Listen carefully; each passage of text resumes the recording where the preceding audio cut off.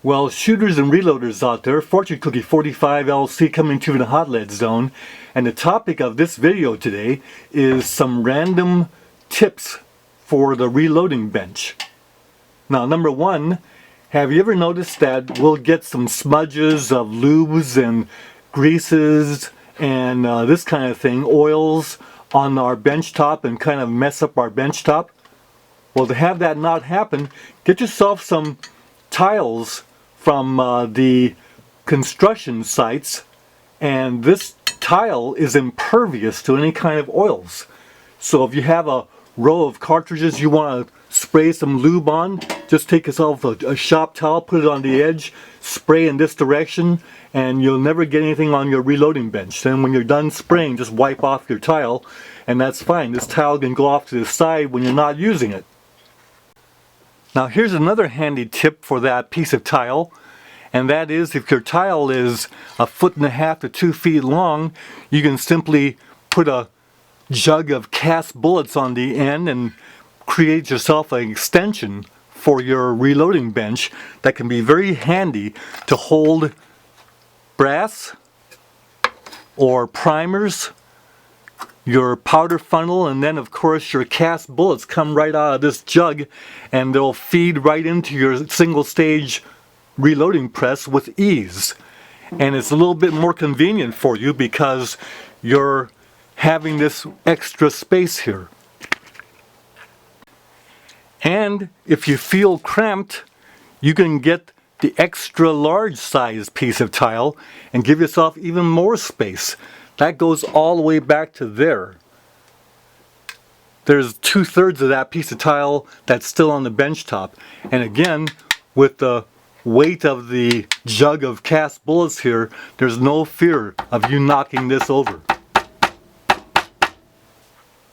Now suppose you need a very stable area off your reloading bench for your precision Hornady powder dispenser, the automatic powder dispenser. You don't want to have any jiggling from the bench top that's affecting your powder measure.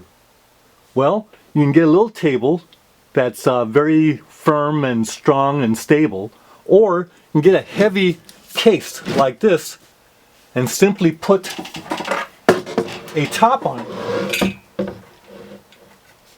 And then your Hornady or RCBS automatic powder dispenser can sit right on that, and this is right next to your reloading press, which is right here, so that you can take powder from here and go right into the press, right into the cases without any problem. And you can jiggle your reloading bench all you want, will not affect this because we're on a concrete pad floor. And this is stable. So there you go. The best recommendation for our electronic scales and powder dispensers is to keep them off of the bench top. And the reason why is that we might be doing thousands of case resizings and this kind of thing, and each one of those causes a little jiggle. And who knows what all those little jiggles might do in the way of detrimental effects to our powder measures and dispensers. So let's keep that wear off of them by keeping this off of our bench top. Now you've seen my old rusty trusty bare reloading press that no longer is concentric, so it's no good for reloading anymore, but I use it to have a real nice extension holder that's very stable for my powder measure. You see, I loosened this bolt here, and then the top part of the press can swing out as far as we want, and then with the arm here gives us even more extension so that that powder measure has all kinds of clearance underneath it. No problem with reloading trays going underneath, and this is elevated high enough above the reloading bench that there's no chance of you hitting this hopper and having any problem with that. You can use this sitting, standing, any way you want. But not only that, the other holes can be used for other powder measures or for putting in often used tools right at your fingertips. But not only that, but have you ever had the need to do a spot decapping of a case? By the way, do not decap live primers. And you don't want to have to go ahead and install your Lee Universal Decapper die. You just want to decap maybe 1 or 2 cases. Well, all you gotta do is take your case, put it there, use a decapping pin, and give it a couple of taps.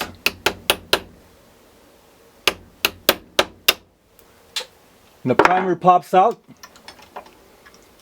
and you've decapped your case or 2.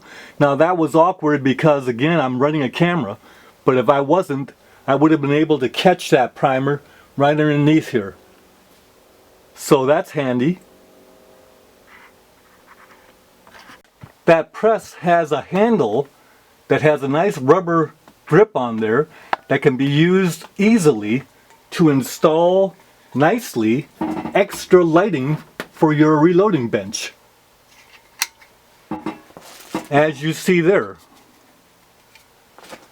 you can use that to light up your reloading press so that you can see right down into the cases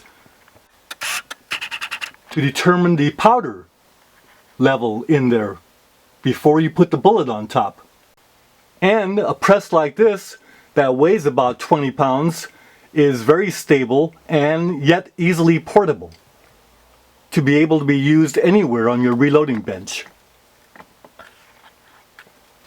Now, if you ever run into an old press like this that's all rusted, you can probably get it for nothing. And finally, that light is on this piece of flat iron that I have. Very handy in case I ever need an anvil. If I turn it over, I can put leather or rags across the top of this and then use it to drive pins through. But also, I can use a Lee decapping pin and do some spot decapping if I wanted to. Just give it a good hit like that, and you've decapped cases nicely. So this is a handy device. Once this opening is full of primers, I can just dump it out into a trash can. Please note that we do not decap live primers. Only decap dead primers. That is a recommendation from all reloading manuals. Now, I like to keep a variety of decapping pins on hand. This one here happens to be a Lee freestanding decapping pin. And then this one is a replacement Lee pin for their reloading dies. In case you break a pin, you put this one in. But it could be used for freestanding also. And I also use my own decapping pins made from various sundry tools. You can also use a punch that has a size of that on the end to decap cases. Now, these are only some of the thousands of tips out there on more efficient uses at the benchtop for our reloading. So, Fortune Cookie 45 LC, see you in the next video. Bye for now.